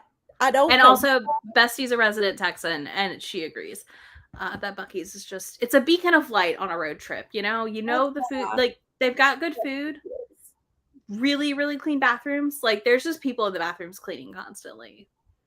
And some of them are real fancy and have lights above the stalls to tell you if someone's in there or not. Dang. And they're full doors. Yeah, I know. Look, it's just... May has heard tales of the weird bathrooms I have had to pee at on road trips. So that's why Bucky's. That is why. Yeah. I've heard the horror stories. You have. Oh, knives and baby bassinets at Bucky's. Per Bestie. That's exactly what we all need. Feels right. Yeah, exactly. Let me see. I'm trying to see if this next one, I feel like it had somebody attached to it. But maybe I'm just losing it. Yeah, no, it didn't. Okay. What's the favorite color you've ever dyed your hair? I really liked lime green. You really liked the lime green. I think it worked really well for me. It did. The dark with the Grumps hates the lime green. Has requested I never do lime green again. So that's not happening. When he buys you the ET, Oh yeah, the hair's going lime green. You go get lime We're green. We're doing full lime green. Yeah. If he buys me the ET. I've enjoyed all the colors for different reasons. I didn't love the dark green. Your Beetlejuice hair was probably my favorite. The Beetlejuice was fun. I think it would be funner with how much I have now, like dyed. I'm doing like cotton candy, pink, blue, purples next when I go in soon. I just have to actually like text my hairdresser and get in. It's been chaos, so I haven't. But yeah, see, Brie agrees. Yeah, it was just not his favorite, which is funny because I was like, but he's like, you still do it. I don't care. And I was like, no shit. Do whatever I want. Because it's what I want to do. But for now, I'm enjoying playing in the pastel zone a little more as well. Yeah, I really enjoyed the lime green. I don't know. Okay. Yeah, if he buys me the ET, like the whole head's going lime green. We're gonna balayage the whole thing. I look forward to it. That's the next threat. I look forward to it. All right. He can't leave me.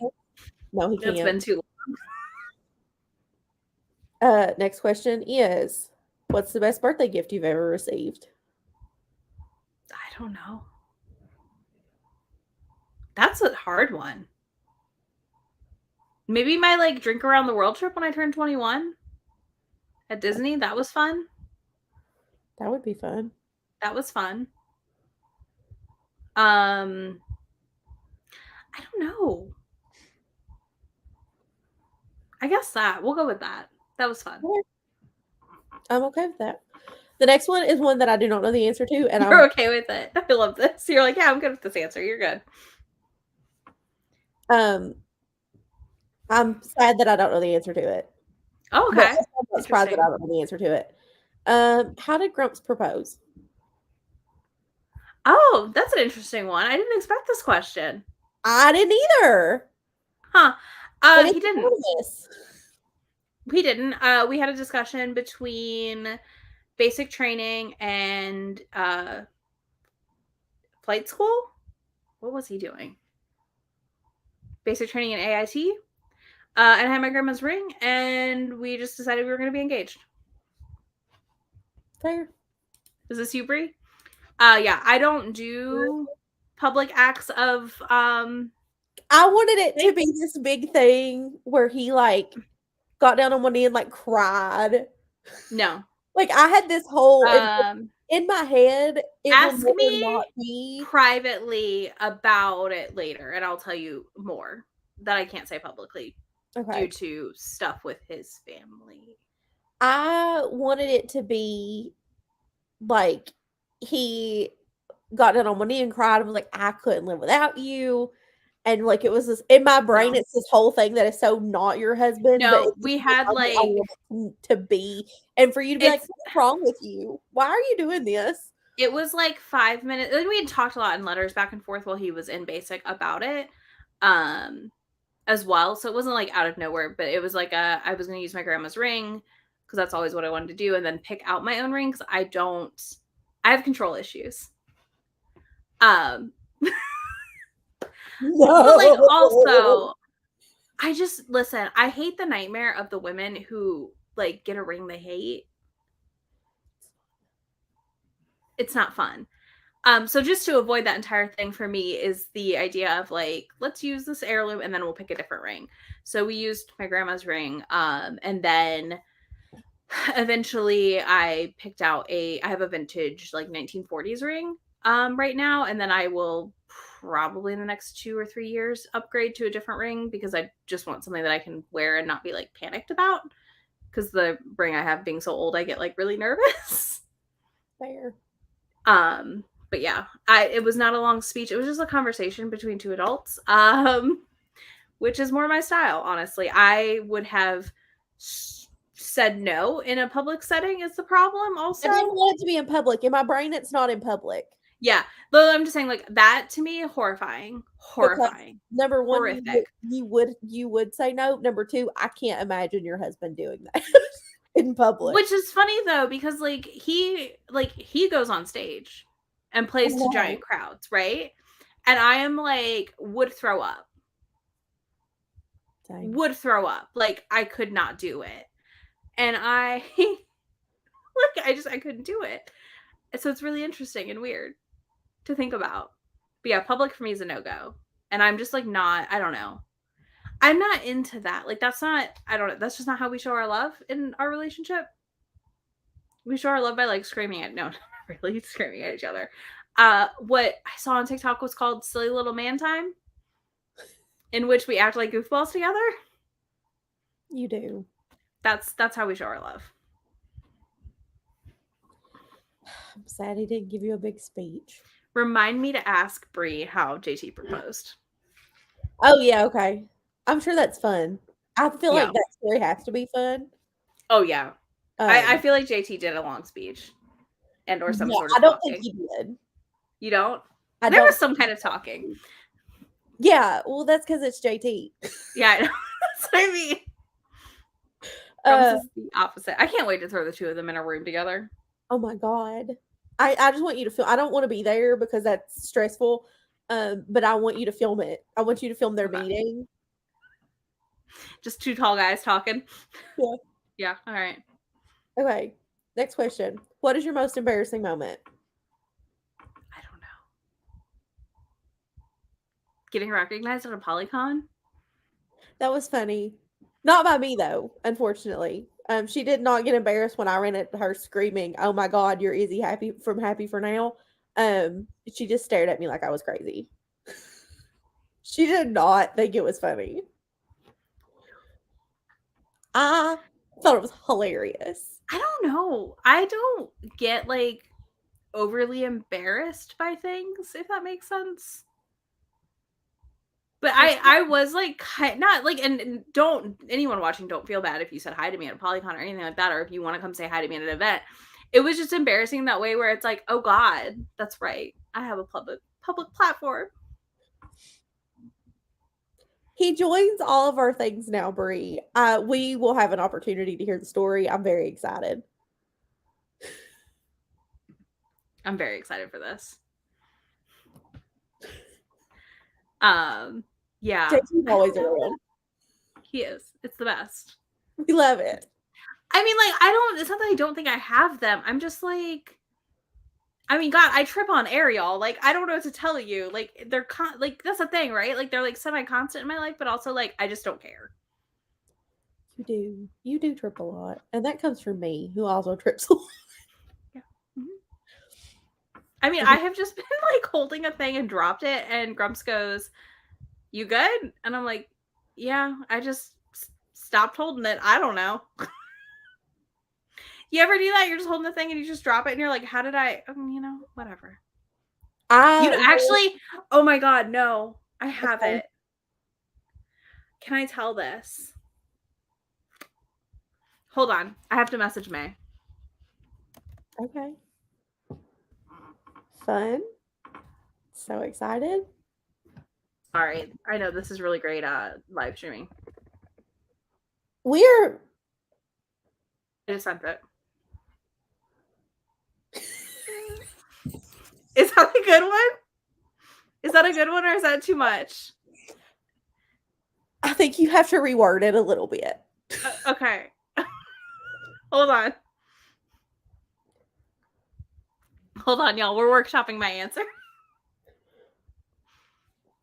Because I knew the way I would say it is not going to come out polite, and I can't do that to him. Not. Hold on.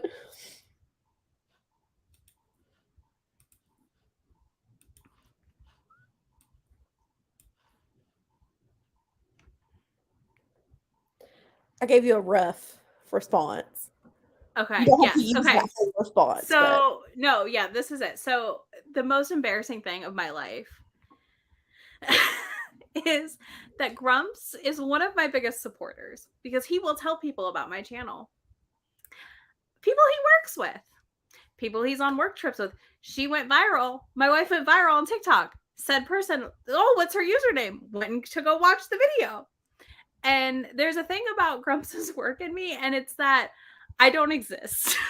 They don't think she's real. No, I don't think they think I'm not real, but like I have been to the facility he works out of twice. One time I got out of the car and said hi, and I will not get out of the car again, and I will not go there.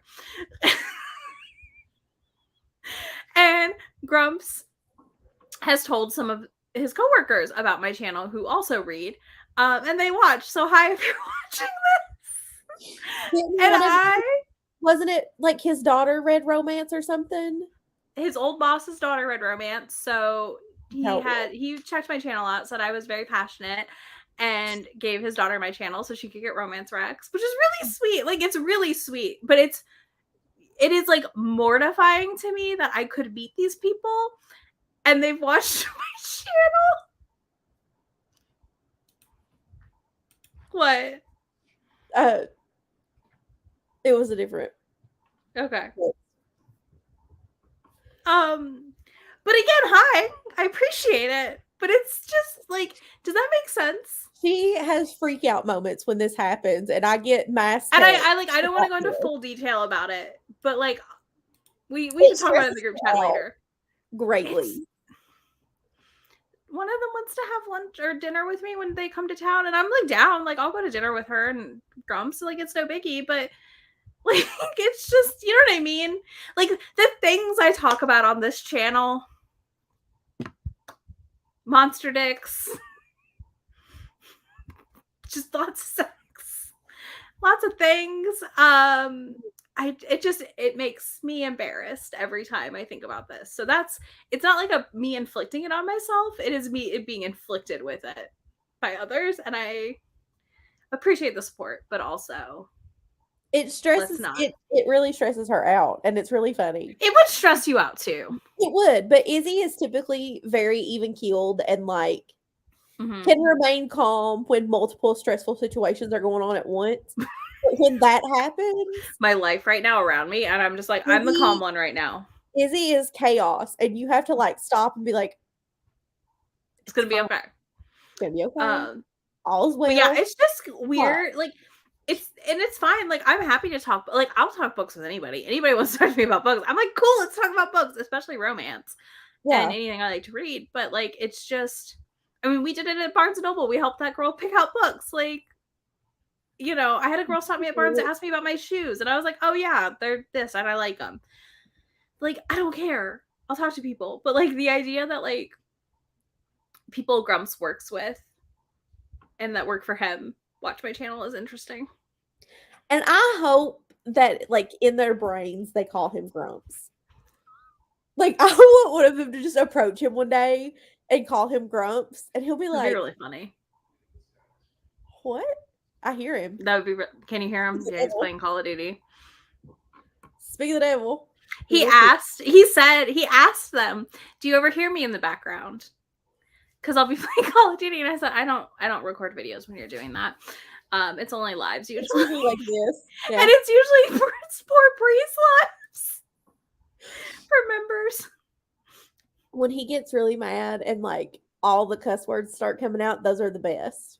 They are. That's when you know. It's really funny. But yeah, there we go. There it is. That's a good one. I'm glad I thought of it. Okay. You ready for the next one? Yeah. What is the most main character thing about you? Exactly. I do talk about Dick Fight Island. Sorry. You do. A lot. Did I have a YouTube channel? I don't know. I feel like I'm married to a main character, and I'm not a main character at all times in my life. I'm not wrong. Is Grumps not a main character? Grumps thinks he's a main character at all times. No, I think Grumps is a main character.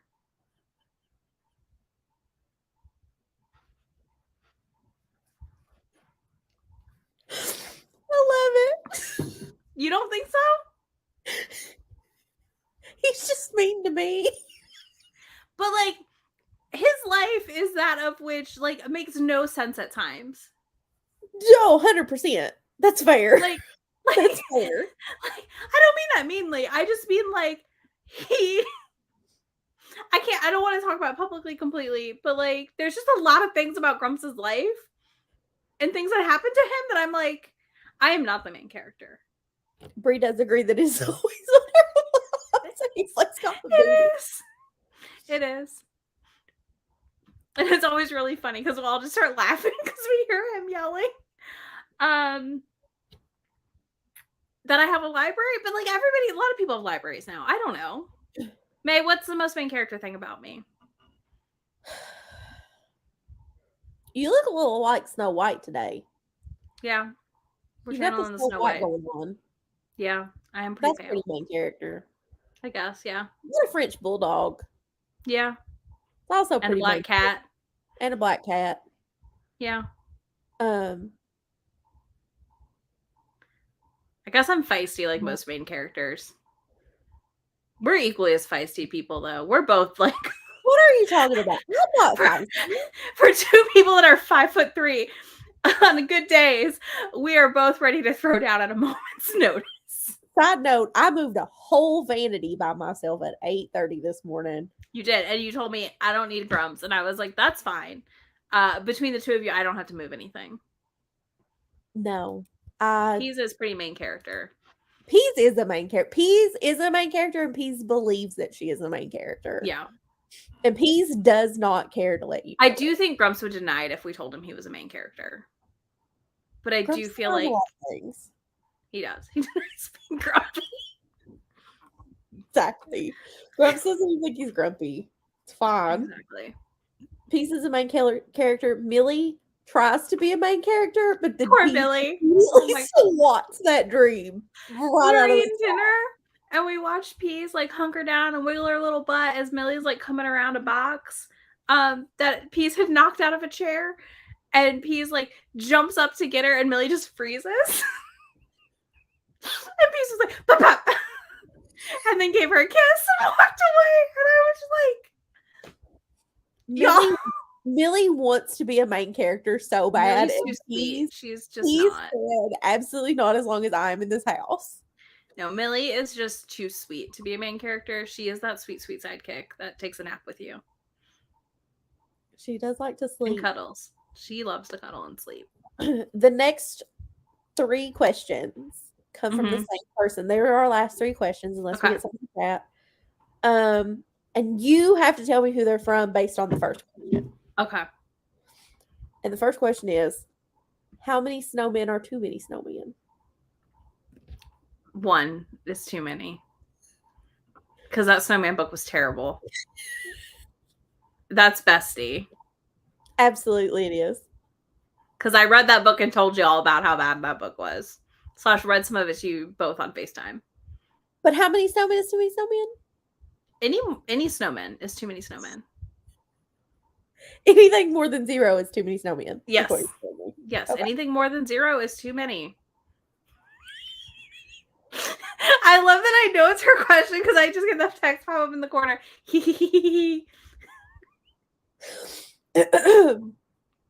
Next question is, would you rather be knotted or bitten?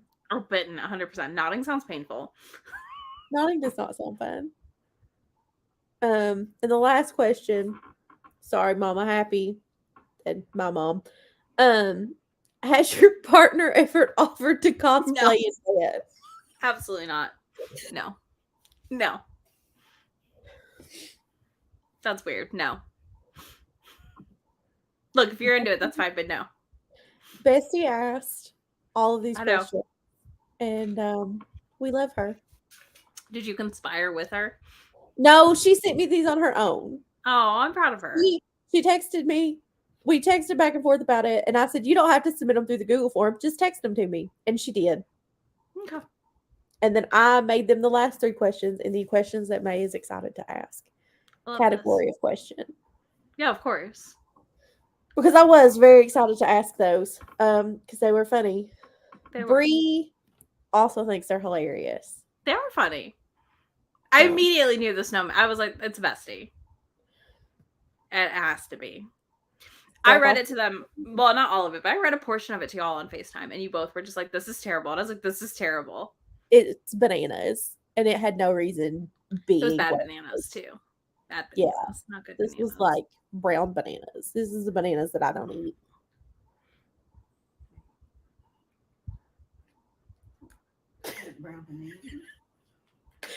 My mom likes bananas when they're like all brown, and I don't. I won't eat them if they get spots on I don't them. like bananas at all. I think bananas are disgusting. So Lizzie does not eat bananas in any capacity. She's just shaking her head. I won't touch anything with banana flavor. I will spit it out immediately. There you go. Any interest in this theory? Is this that's the Tracy Wolf one? I've been curious. The try them. Twilight covers. Yeah, you've seen. I think they are the Tracy Wolf. Yeah. I've thought about them, but I've not read them. I do want to try her new one coming out from Red Tower, which is a co-written one that's a fantasy romance. I've thought about it, but I just don't read a ton of YA. And I'm pretty sure those are all YA. And I feel like I tend to lean like very specific routes for my YA, which is horror and like thrillers or cute like queer romances. There can be. Okay. I mean, that does sound fun. And Bree is also curious about it and owns the audio. Bree, feel free to harass me. We can buddy read them. Yes, Bree. Harass Izzy. Definitely a May book. She'll join us. Leave me out of it. I did my time. I read the Twilight books. I'm good. I read all 4 Twilight books. I'm okay. All 4. I threw the moon across the room. I did. I threw it across the room and refused to touch it for 2 weeks. Yeah, I can get book 1 from the library, Bree, so I'm down to do audio read along, read together. Like buddy read along, not like public read along. Okay. They get Senior as a Series progresses. It's one of those ones where like I kept seeing it everywhere and I was like, I just don't know. Don't know. Appear to be self-aware for what they are. Okay. I mean, I do enjoy that. They also, I feel like, took off similarly at the time period that Zodiac Academy did, and I tried that and was also like, this could be fun. I don't know if I can enjoy this, though. So maybe these are what I wanted out of that. That would be nice.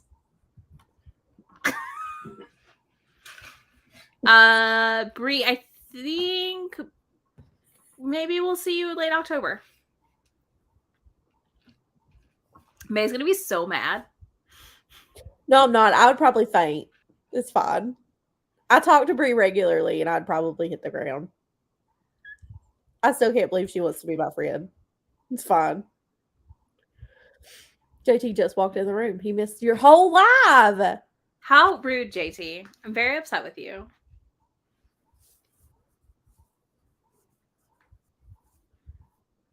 I'll see what I can do. What we can bully her into. Video of May fainting? Of course.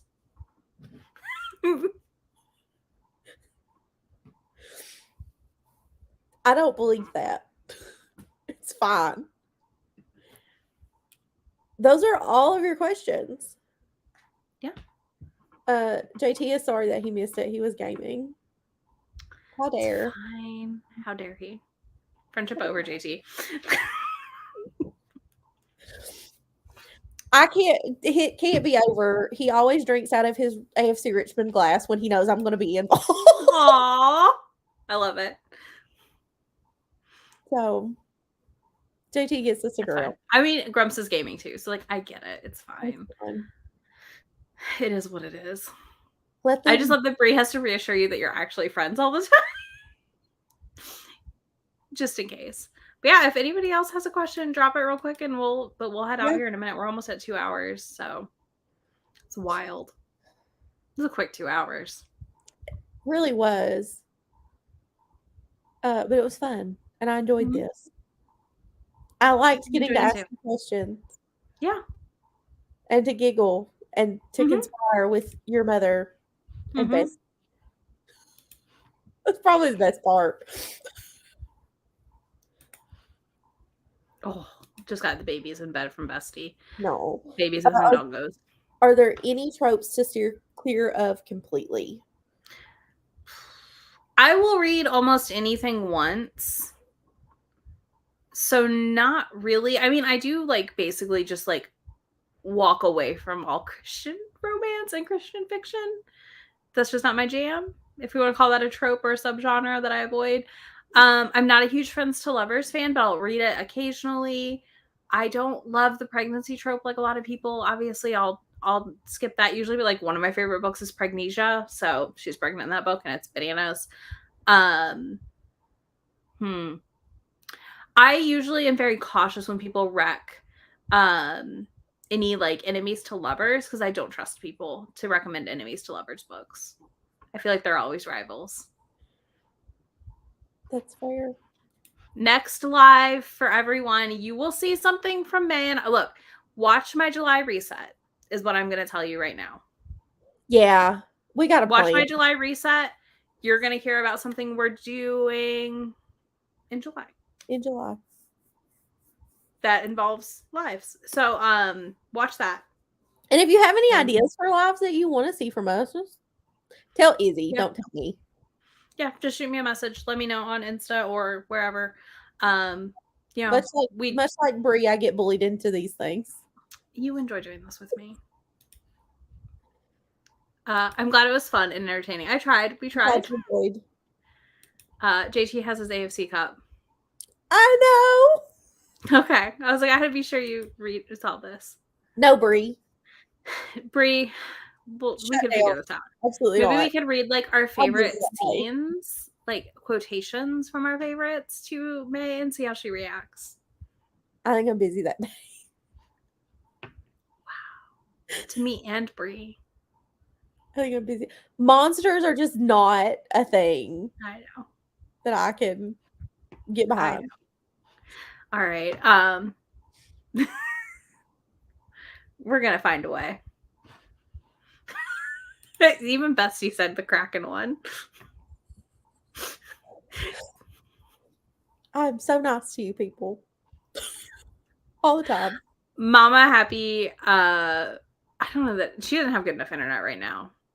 She did do a video on your channel though. She did. She has been on a video on my channel. We did her favorites last year. Or the year before. There's a favorites video of hers. You've been requested. Do you want to be on one of these? You've been requested. Yeah. Someone has requested a live including me and Izzy and her mom and you. Yes. Okay. We'll see what we can do. If your mom will do it, my mom will do it. It's just going to be the four of us giggling the whole time, y'all. I have bad news. Surprise. Am I going to get surprise? Said something she didn't want people to know. I will get mad at her because she said something that I didn't want people to know. That's fine. It'll be revenge for the ET question. So it's all fair. I helped her mom. She's terrified. I have to tell mom. She's terrified of ET. And so her mom texted me and said, what question can I ask that'll really embarrass Isabel? And it was ET and Ice Planet Barbarians is what we came up with.